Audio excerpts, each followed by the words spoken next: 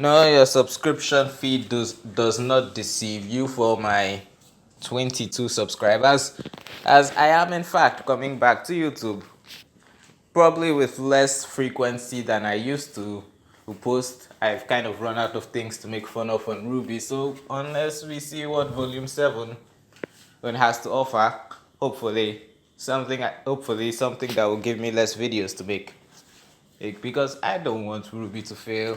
But we're not here to talk about that cartoon that I really like and feel could be really good if not for a few writing drawbacks. We're here to talk about a different cartoon that I really like and feel could be very good if not for a few writing drawbacks. And that's Carmen Sandiego, the new Netflix TV show that decided, this femme fatale bad guy is so great. What if we made her into a teenage good guy? Anyway, I'm thinking of doing episodic reviews for it, but before that, I decided I want to simply just take my time to complain about my biggest problem with it, and that's the exposition. The exposition. Look, Netflix, I understand. Carmen Sandiego started off as an edutainment product, and you want to keep that trend alive, and I commend you for it. But the exposition is so bad, it just takes me out of the story. Please tell me, anyone in the comments, how many times do you, when you're talking to a friend of yours about the country you're going to, open Wikipedia and immediately start rattling off some fast facts about the place as if you know so much about it? Exactly. And I wouldn't have a problem with that exposition. As an aspiring writer, I know how much trouble exposition can be, but I can't forgive it because before the episode was over, I immediately found better places to put the exposition.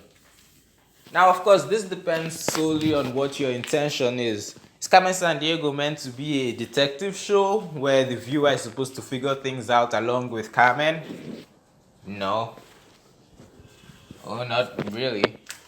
I could think of maybe 2 episodes where I could figure things out along with her, but not really. So, because that's the only reason I could think of for trying to put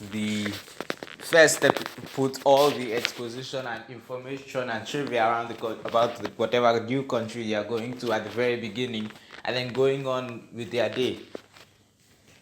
And I've decided to take a case study of what I think might just be one of the worst examples. Then again, it was the first one I saw. And that was the episode 3 exposition on Indonesia, where they inorganically rattle off facts about Indonesia from the bad smelling durian fruit to the fact that they eat a lot of rice. Teaching kids is great, but they didn't need to make it so bad. Look at this scene.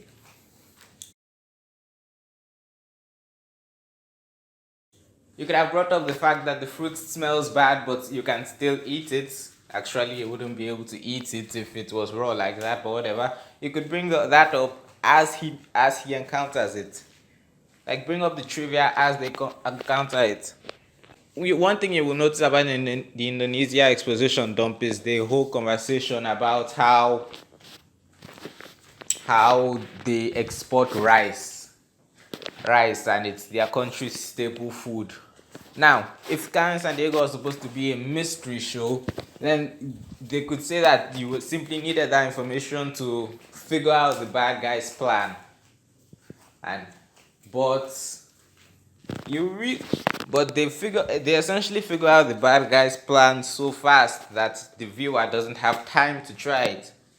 So try this instead. Super spores to be exact. Genetically engineered to feed on rice. These super spores take to grain like termites to wood. According to V.I.L.E's research, these organisms can wipe out entire crops in a matter of hours. A bioweapon. Can you pinpoint any likely targets? You're surrounded by likely targets. Indonesia produces 70 million tons of rice per year, remember? So V.I.L.E wipes out some rice fields. Order pizza? Problem solved, right? Rice is Indonesia's staple food. If crops are destroyed, its entire population could go hungry. And the fourth largest population in the world after China, India, and the United States. And doesn't that seem just a teensy bit more organic? But that's the thing about storytelling and exposition. If you can find the right place to put your exposition, you can basically tell the story of your entire planet without once breaking the viewer's suspension of disbelief.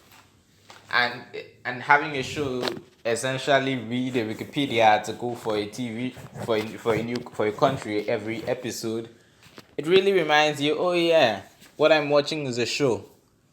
But beyond that, I don't really have any major problems with. Oh. Oh no. Yeah. So I'll start working on the episodic reviews. Thank you and good night.